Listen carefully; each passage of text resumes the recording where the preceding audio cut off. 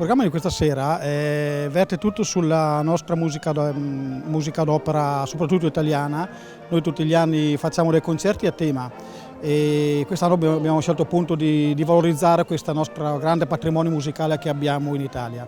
Diciamo che era eseguito forse qualche anno addietro più frequentemente, ora diciamo la banda si tende a spostarsi più su un repertorio più moderno, ma noi abbiamo scelto quest'anno di fare comunque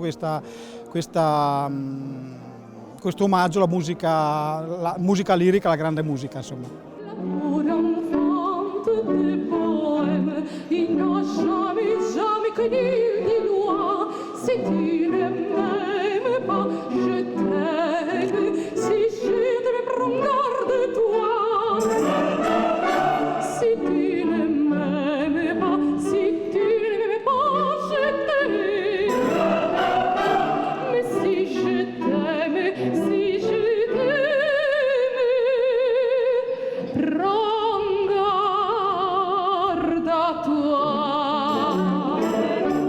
È una grande banda, è una banda che ha più di 170 anni e ovviamente posso dire non li dimostra alla fine.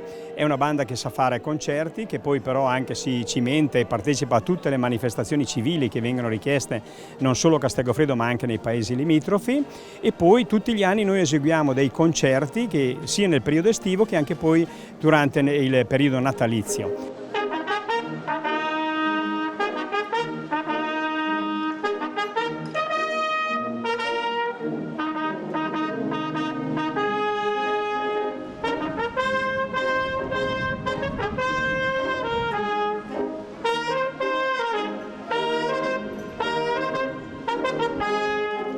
La nostra peculiarità qual è? È quella che tutti gli anni cambiamo repertorio.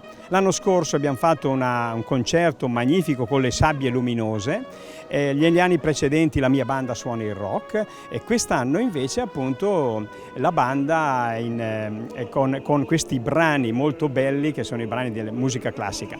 Peraltro anche difficile cimentarsi, perché i nostri cittadini sono abituati a sentire, che ne so, con i violini, le orchestre che ormai suonano benissimo, e quindi per noi è stato un ulteriore passo avanti. Siamo molto contenti e siamo convinti che sarà una bellissima serata.